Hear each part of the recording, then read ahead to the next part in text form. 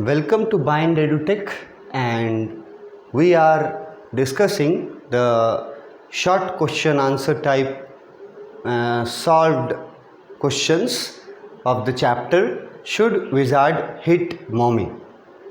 ये चैप्टर हम लोग पूरा एक्सप्लेनेशन भी पढ़ चुके हैं और ये चैप्टर हम लोग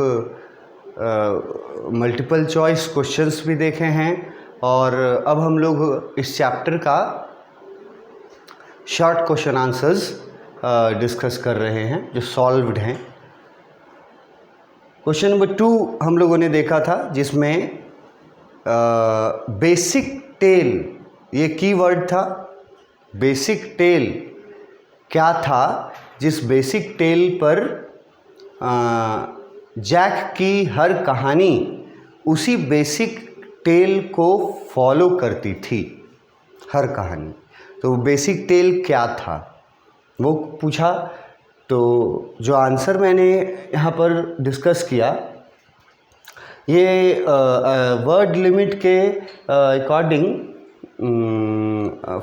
4 मार्क्स एटलीस्ट 3 मार्क्स भी चले रहे।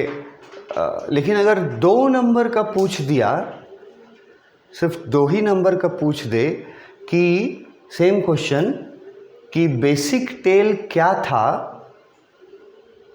जिस टेल पर हर कहानी बेस्ड होता था, अगर सिर्फ 2 नंबर का पूछ दे ये क्वेश्चन तो तुम कितना लिखोगे? क्या ये पूरा आंसर लिखोगे? 15 लाइन का आंसर? नहीं, पूरा नहीं लिखना होगा, क्योंकि लिखोगे तो फिर वर्ड लिमिट डिस्टर्ब हो जाएगा।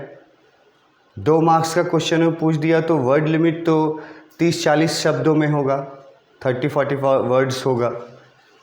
तो आपको इस आंसर में, ये जो आंसर हमारा है 15 लाइन का, इस आंसर को आपको 5 या 6 लाइन में बनाना है। 5 मिनिमम, मैक्सिमम 6 लाइन, है ना। और लाइन्स हमारे पास कितने हैं अभी? 15 लाइन्स हैं, ठीक है। उसको करना है 5 या 6 लाइन, अगर 2 नंबर के क्वेश्चन में आ गया तो एकदम सिंपल कैलकुलेशन करो कि जितने सेंटेंसेस यूज हुए हैं उन 15 लाइंस में से, वाक्य और लाइन फर्क हुआ, ये तो समझता होगा तुम लोग। लाइन मतलब एक लाइन, वाक्य मतलब जहाँ से फुल स्टॉप हो वहाँ पहला वाक्य। तो जैसे अगर इसी स्टोरी को अगर हम वाक्य के रूप में बोले, लाइन के रूप में मैंने बोला कि 15 लाइन है इसका आंसर, तो 4 मार्क्स की कैटेगरी में, 5 मार्क्स की कैटेगरी में, 6 मार्क्स की कैटेगरी में ये सूट करेगा। और अब अगर 2 नंबर का पूछ दिया जो कि 30-40 वर्ड्स का रहना चाहिए, मतलब है कि 5 लाइन या 6 लाइन का होना चाहिए, और हमारा ये आंसर जो है जहाँ से शुरू हुआ है और जहाँ तक ख़त्म हुआ है 15 लाइन है, तो उसको 6 लाइन में कैसे बदला जाए? ये एकदम सिंपल कैलकुलेशन है। उसके सेंटेंसेस को गिने पहले कि इसमें 15 लाइन में कितने वाक्य हैं। वाक्य समझते हो ना, एक वाक्य फुल स्टॉप वाला मतलब एक वाक्य। तो यहाँ हम यहाँ आओ देखो, पहला फुल स्टॉप कहाँ है? यहाँ है। तो 1 सेंटेंस हुआ, एक सेंटेंस। फिर उसके आगे बढ़ते हैं तो दूसरा फुल स्टॉप यहाँ है, 2 सेंटेंसेस हुए। फिर उसके आगे बढ़ते हैं तो एक यहाँ मिलता है, 3 सेंटेंसेस हो गए। उसके ऊपर बढ़ो तो फिर यहाँ से यहाँ आते हैं और वहाँ फुल स्टॉप मिलता है, मतलब 4 सेंटेंस हुआ। उसके बाद यहाँ से नेक्स्ट यहाँ 5 सेंटेंस हुआ, यहाँ से फिर यहाँ 6 सेंटेंस हुआ, 6 वाक्य हुए। यहाँ तक। उसके बाद फिर आगे बढ़ेंगे तो फुल स्टॉप मिलेगा बॉस्टन पे, तो मतलब 7 वाक्य हुआ, 7 सेंटेंसेस हुए, और फिर यहाँ से शुरू होगा तो लास्ट हुआ यहाँ, यानी 8 सेंटेंसेस हैं इस आंसर में। लाइन 15 है, सेंटेंसेस कितने हैं? 8 वाक्य इस आंसर में 15 लाइंस में लिखे गए हैं। और काम क्या है कि इन 15 लाइंस को, मतलब इन 8 वाक्यों को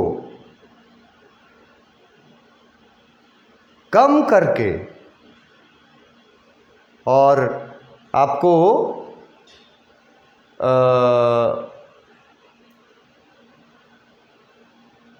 मतलब 8 अगर सेंटेंसेस हैं तो कम करके 4 सेंटेंस करना होगा। सेंटेंस से अगर तुम गिन रहे हो तो 8 सेंटेंस में जो जानकारी दिया हुआ है वो ही जानकारी तुमको 4 सेंटेंस में देना पड़ेगा। तो करना क्या है कि 4 ऐसे सेंटेंसेस को चुनना है, या 8 सेंटेंस जो है ना, उनमें से 4 ऐसे सेंटेंसेस को चुनना है जो सेंटेंस हटाए जा सकते हैं,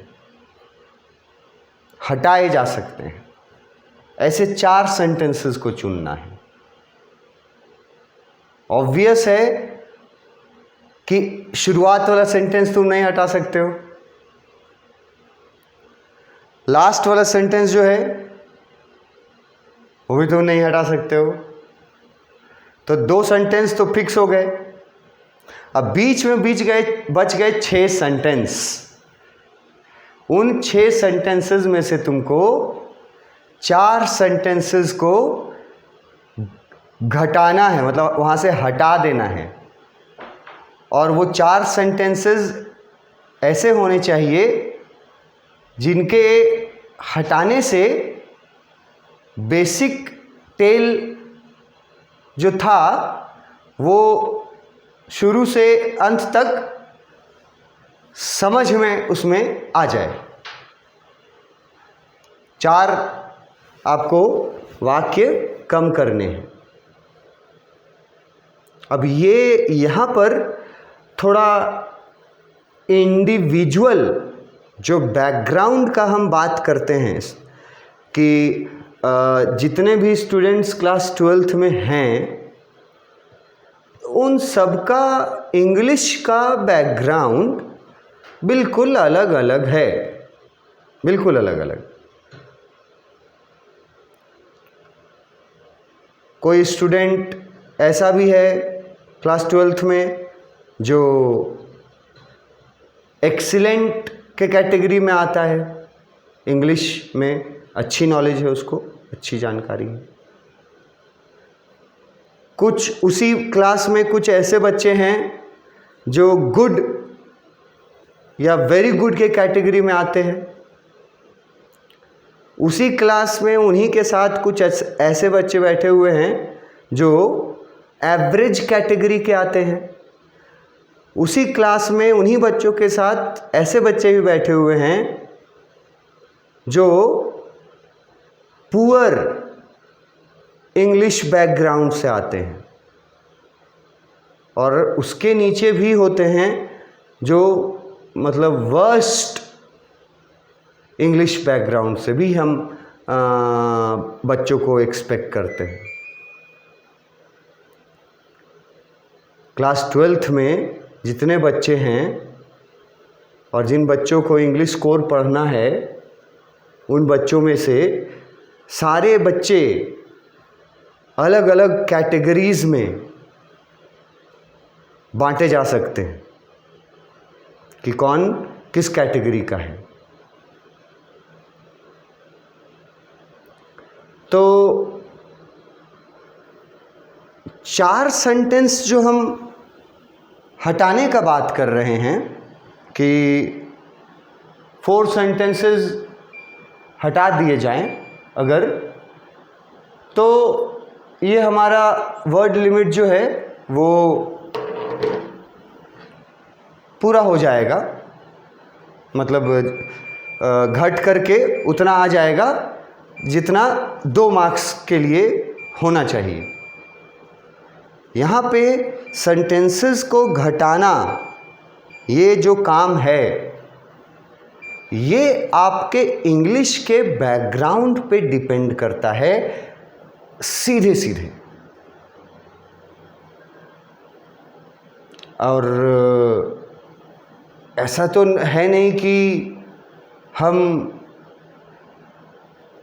विजार्ड जैसा कोई मैजिक स्टिक रखते हों और हम छड़ी घुमाएंगे और सारे बच्चों का माइंड जो है वो इंग्लिश में एक जैसा हो जाएगा, तेज। ऐसा तो पॉसिबल नहीं है रियलिटी में। रियलिटी यही है कि सारे बच्चों का इंग्लिश का लेवल जो है वो अलग अलग है, for any reason, for different reason.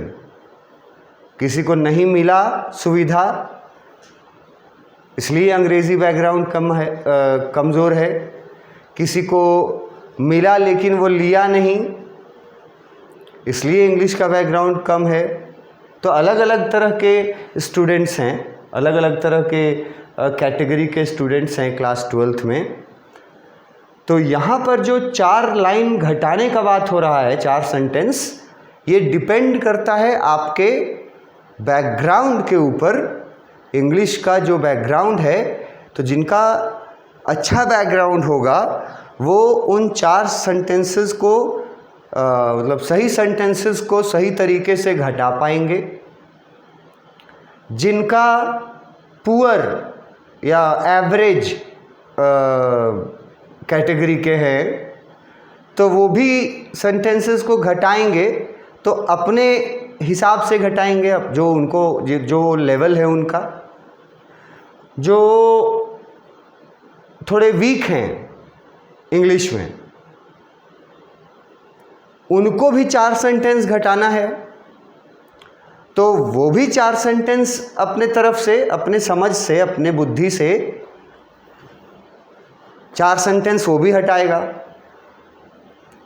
तो यहाँ पे तुम्हारा मार्क्स जो है वो डिपेंड करेगा क्या किस चीज़ पे, कि किसने सही 4 सेंटेंसेस हटाए।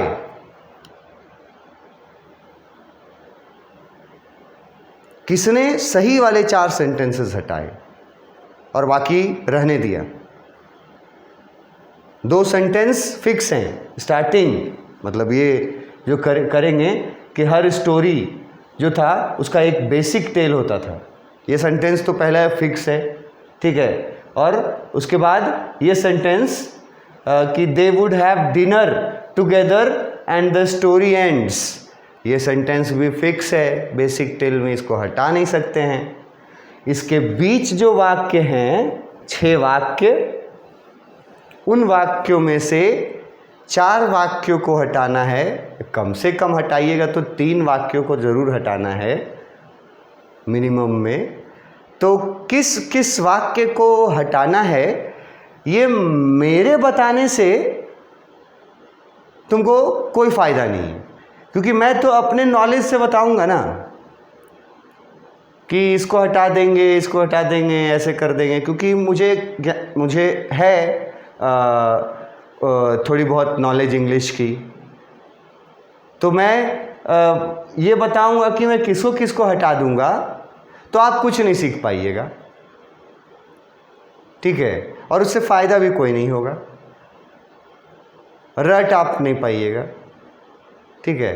तो ये आपको डिसाइड करना है कि आप कौन से 4 वाक्य हटाते हैं, और इसमें बैकग्राउंड पे डिपेंड करेगा इंग्लिश का उस स्टूडेंट का। दूसरा, उस स्टूडेंट के कहानी का जो पूरा सीक्वेंस है मतलब कहानी कहाँ से शुरू होता है, कहानी कहाँ एंड होता है, ये उस स्टूडेंट का अगर पूरा सीक्वेंस अच्छे से उसके दिमाग में है तो वो स्टूडेंट ज़्यादा अच्छे डिसीजंस ले पाएंगे, सही डिसीजंस ले पाएंगे और 4 वाक्यों को अपने नॉलेज के अनुसार वो 4 वाक्यों को हटा देंगे, तब ये हो जाएगा 2 नंबर का आंसर। 4 वाक्यों को हटाना है और मैं बोल रहा हूँ कि 4 वाक्य कैसे हटेंगे ये सब का अलग अलग है तरीका। आपका कौन सा तरीका है ये आप करके देखिए, ये आपको करना पड़ेगा प्रैक्टिकल। मैं बता दूंगा तो उससे कोई फ़ायदा नहीं होगा। तो 4 वाक्य घटाने हैं, 2 मार्क्स का हो जाएगा ये सेम क्वेश्चन। मगर ऐसा नहीं समझना कि ऐसा क्वेश्चन दे देगा बेसिक टेल और 2 ही नंबर का देगा। ये मैं ऑकवर्ड सिचुएशन की बात कर रहा हूँ। नॉर्मल सिचुएशन में ये क्वेश्चन, बेसिक टेल का क्वेश्चन नॉर्मल सिचुएशन में अगर देगा तो 4 मार्क्स और 4 अबव ही देगा। एक्सेप्शनल केस में अगर 2 नंबर का दे दिया तो क्या करना होगा, कैसे करना होगा, किनको किनको, वो मैंने आपको बताया। वैसे कीजिएगा तो 2 नंबर का बन जाएगा आपका ये क्वेश्चन का आंसर, वर्ड लिमिट्स कम। अब आते हैं 3rd क्वेश्चन पे। 3rd क्वेश्चन में पूछा है, on the basis of your reading and understanding of the story, कहने का यहाँ अर्थ है कि ये स्टोरी आपने पढ़ा, शुड विजार्ड हिट मॉमी, आपने स्टोरी रीड किया, पढ़ा, आपने इस स्टोरी को समझा, जितना भी समझा, मतलब कुछ लोग 10% समझे, कुछ लोग 20% ही समझ पाए, कुछ लोग स्टोरी को 80% समझ गए, तो वो तो कैटेगरी है अलग अलग। तो जितना आपने समझा इस स्टोरी को पढ़ने के बाद, उस आधार पर आपसे पूछा जा रहा है, what idea do you form about Jack's skill in the art of story telling. जितना कहानी आपने पढ़ा और कहानी में जो भी आपने समझा, जितना भी समझाओ, अलग अलग कैटेगरी के स्टूडेंट्स अलग अलग समझ रखेंगे कहानी का और पढ़ेंगे भी। कोई स्टूडेंट आजकल तो थोड़ा सा कम होते जा रहा है कि टेक्स्ट बुक के वर्ड्स को लाइन बाय लाइन पढ़ना, ये थोड़ा अब नहीं फॉलो करते हैं स्टूडेंट्स जनरली। ये गलत ट्रेंड है। टेक्स्ट बुक के वर्ड्स को ज़रूर पढ़ना चाहिए, उनसे कोई नुकसान नहीं होता है, फ़ायदा तो अनलिमिटेड होता है। कहाँ कब फ़ायदा होगा ना, वो आपको भी नहीं पता चलेगा। मतलब उस समय समझ में आएगा कि अरे बाप, ये चीज़ हम पढ़े थे तो यहाँ इसका फ़ायदा हुआ। टेक्स्ट बुक का वर्ड्स, ठीक है। और तो आपने जो पढ़ा टेक्स्ट बुक को, ये बोला जा रहा है, सोचा जा रहा है कि आपने पढ़ा है।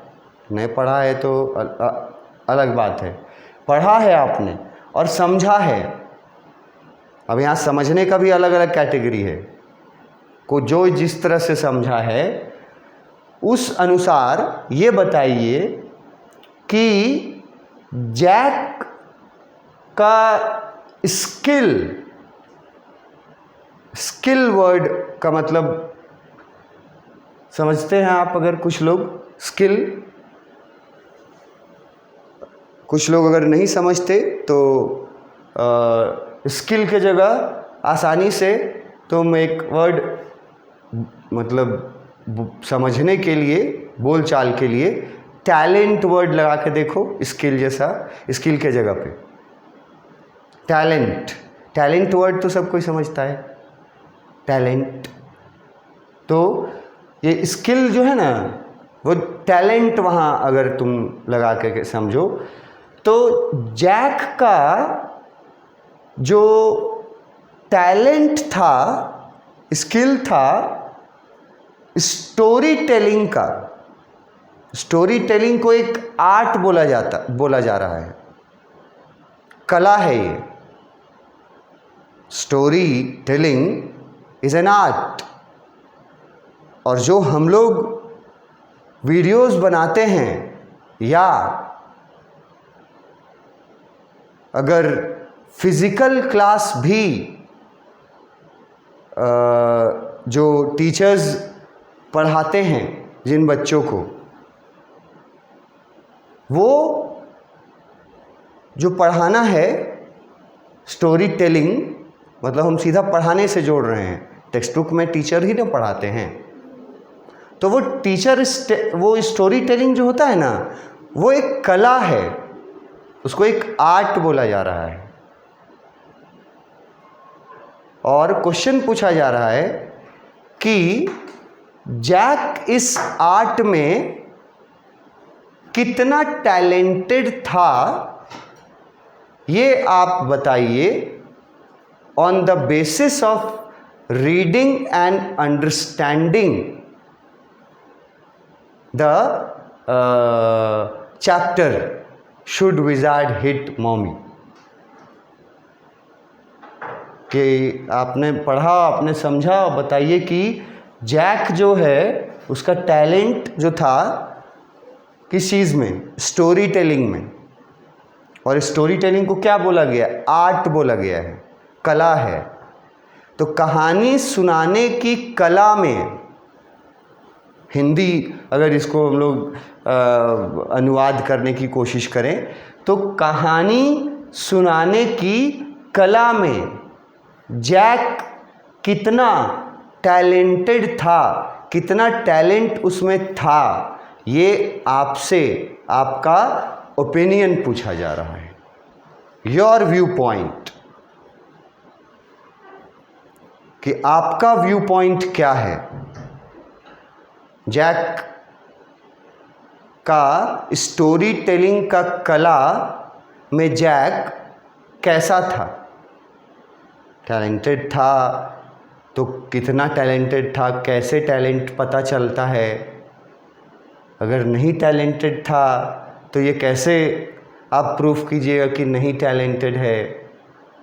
पहले तो ये करना होगा आपको, ये डिसाइड करना होगा कि जैक का जो कहानी सुनाने का तरीका है, the way he tells her daughter the stories in the evenings and at the Saturday naps, जिस तरह से वो अपने बेटी को सुनाता है, तो ये एक कला है। it is an art. Story telling एक कला है। तो जैक का स्टोरी टेलिंग में कितना टैलेंट था, ये आपसे आपका ओपिनियन पूछा जा रहा है चैप्टर पढ़ने और जो जितना आप समझ सके उस अनुसार।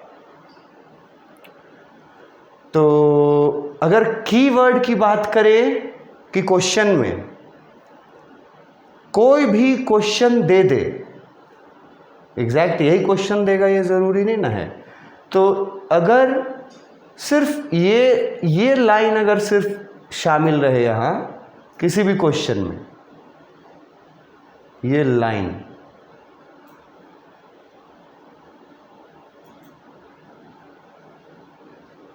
Skill of the art telling, Jack's skill of the art telling, ये की वर्ड है क्वेश्चन का। इस कीवर्ड से ना घुमा के फिरा के एक नहीं अनलिमिटेड तरीके से क्वेश्चंस क्रिएट किए जा सकते हैं। इन सबका सारे क्वेश्चंस का कीवर्ड क्या रहेगा? Jack's skill in the art of story telling, कि इस स्टोरी टेलिंग के कला में जैक कितना टैलेंटेड था।